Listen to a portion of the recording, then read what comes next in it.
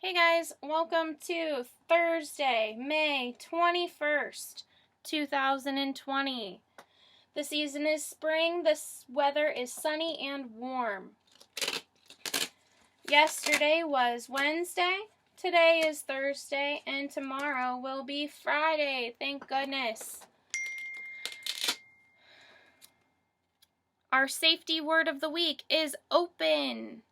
Governor DeWine decided to open some restaurants and businesses. Core word of the week is all done. We are almost all done. We're in the home stretch. Hang in there. Our shape of the week is the rectangle. 2 long sides, 2 short sides. Popular rectangle shapes are the chocolate bar and a doorway. 2 short sides, 2 long sides. Today we're going to continue reading our book called Volcanoes, Mountains of Fire by Eric Arnold. We are on chapter 3. This one's called Warning. Volcano scientists who study volcanoes tried to warn people before the big eruption. Sorry, I thought I heard the baby wake up.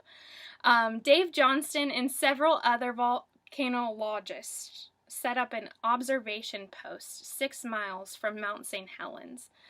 They had been watching the volcano closely for months because it had started to erupt. So far, the eruptions had been small and harmless. They also noticed that the volcano was swelling on its north side. This swelling was caused by magma, or melted rock found beneath the Earth's surface, moving up into the volcano.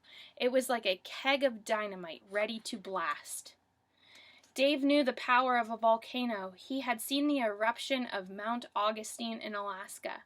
He warned people who lived near Mount St. Helens that the next eruption might be a big one.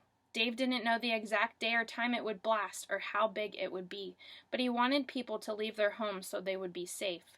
Many did, but some people didn't listen. Harry Truman owned an inn near the volcano. He was 83 years old. He lived there with his 16 cats. Harry was one of the people who refused to leave. He said, "This mountain is my life." The blast covered his inn with 40 feet of ash. No one ever saw Harry and his cats again. Dave was on duty when the volcano erupted. The observation post was destroyed. Dave's trailer was blown apart and his truck was buried in ash.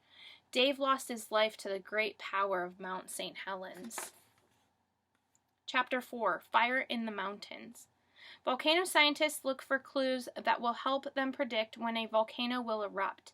This is hard to do because each eruption is different and some happen without warning. It is dangerous work, but many lives can be saved from what volcano scientists discover. The lessons learned from the Mount St. Helens eruption help scientists to predict the eruption of Mount Pinatubo in the Philippines. In 1991, the eruption of Mount Pinatubo was 8 times bigger than that of Mount St. Helens.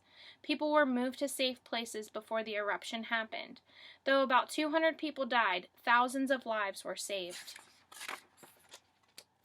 Much of the work of the volcano scientists is done in a laboratory where they look at samples of gas and lava, but they also work right on a volcano. This is called field work. They record the day-to-day life of a volcano. Volcanologists take a volcano's temperature with a special electric thermometer. They don't use a glass thermometer because glass would break from the extreme heat.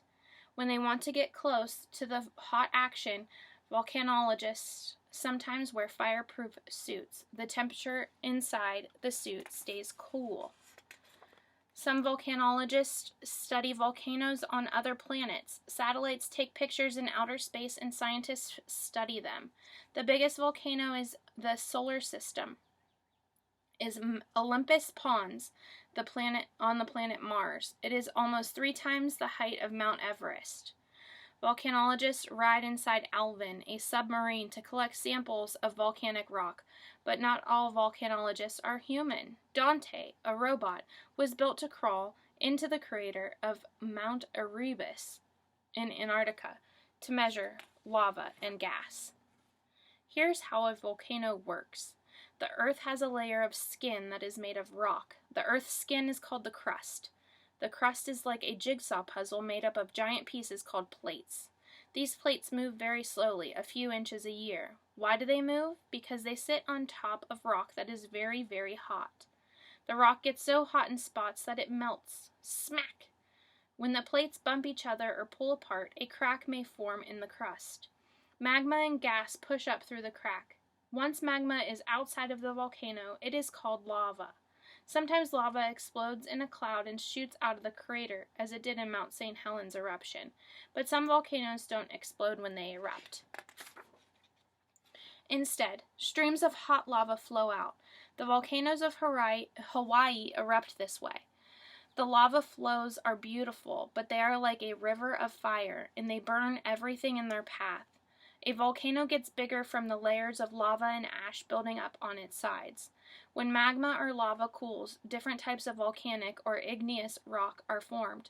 Granite forms when magma cools slowly and cracks beneath the Earth's surface. Basalt forms when a stream of lava cools quickly.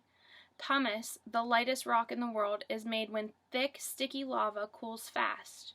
Pumice hardens with air bubbles inside. It is so light it can float in water. I'm going to save chapter 5 and 6 for tomorrow. So I hope you guys have a great Thursday, and I will talk to you tomorrow.